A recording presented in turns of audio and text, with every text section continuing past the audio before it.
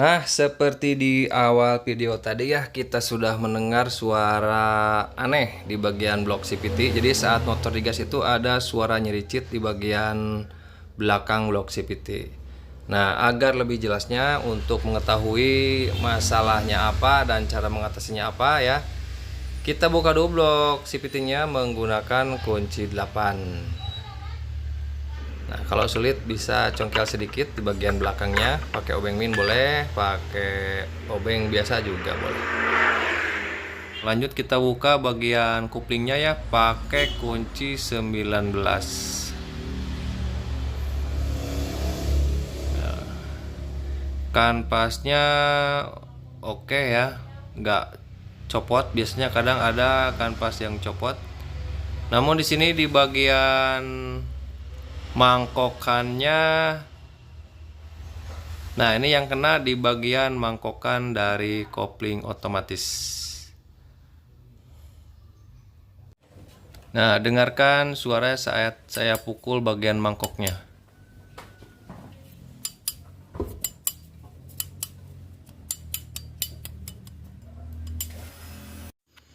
Nah, suara nyericit itu ditimbulkan dari mangkokan kopling otomatis tadi ya. Itu di bagian mangkoknya sama di bagian plat pelindungnya longgar, pantekannya longgar. Nah, di sini terlebih dahulu teman-teman persiapkan lem super glue. Di sini pakai merek Dextun. Dan satu lagi di sini saya pakai soda kue atau baking soda. Untuk baking sodanya sendiri teman-teman bisa dapatkan di toko bahan kue atau toko bahan makanan. Namanya soda kue atau baking soda. Nah, sebenarnya kalau teman-teman punya uang bisa langsung ganti bagian mangkokan kopling gandanya. Tapi kalau pengen hemat, teman-teman bisa ikuti tips dan trik yang akan saya lakukan pada motor ini.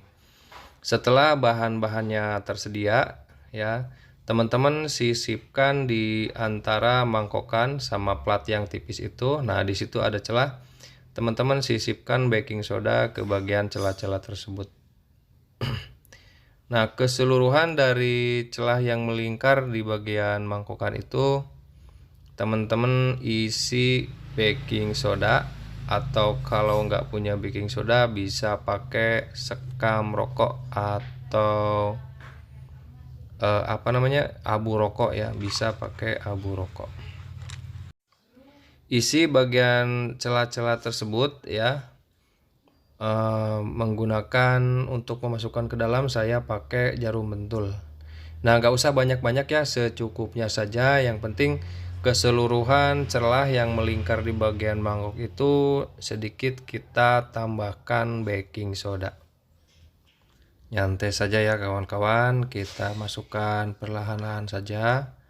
Pokoknya setiap celahnya kita masukkan baking soda. Nah, biar cepat saya pakai tangan, lanjut memasukkan pakai jarum. Dan setelah semuanya dimasukkan, kita lanjut ke proses pengeleman. Nah, tambahkan lem super glue tadi ke celah-celah plat ini yang sebelumnya sudah kita masukkan baking soda.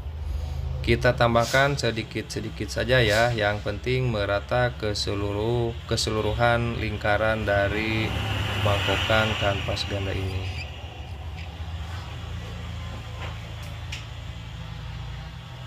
Proses pengelemannya 2 tahap ya, secukupnya, jangan sampai berlebihan biar enggak belepotan, biar si lemnya itu enggak tumpah kemana-mana.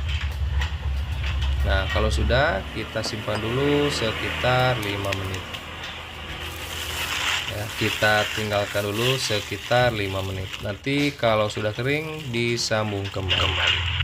Nah, kalau sudah kering kita lanjut ke pengeleman yang kedua. Sama ya, sedikit-sedikit saja, yang penting merata.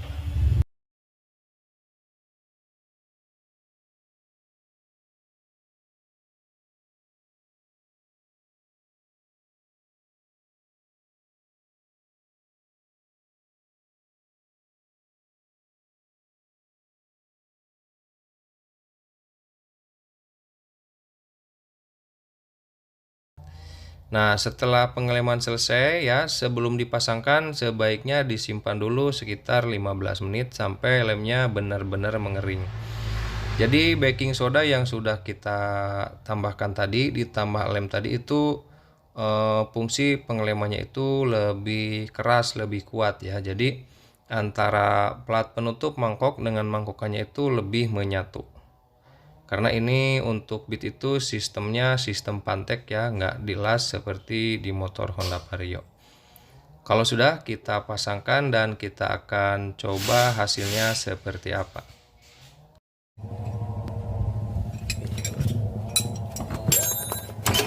Enggak pakai ngabengkel mobil bisa kan kayak nempok eta tahu gitu. Itu. Jauh ke jalan dia anak-anak. Tanah lah.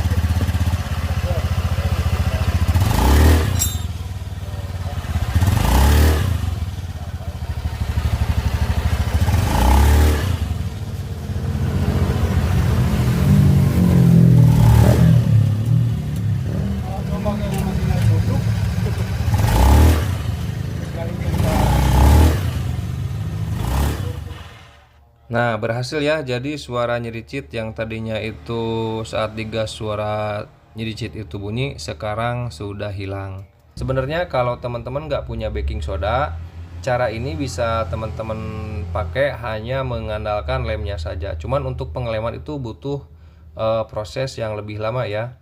Jadi sedikit-sedikit tambahkan lem, lalu simpan sampai kering, lalu tambahkan lem lagi, simpan sampai kering, lalu ditambahkan lem lagi. Jadi fungsinya adalah celah antara plat penutup dengan mangkok itu ya, yang di pantek itu terisi oleh lem super glue. Tapi kalau kita tambahkan media tambahan seperti baking soda tadi, proses pengerjaannya itu akan lebih cepat ya.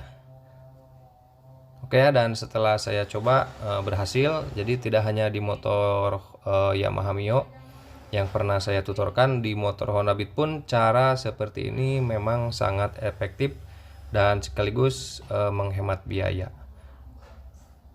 Mungkin sampai di sini dulu videonya ya, semoga bermanfaat. Sampai jumpa di video berikutnya. Assalamualaikum warahmatullahi wabarakatuh.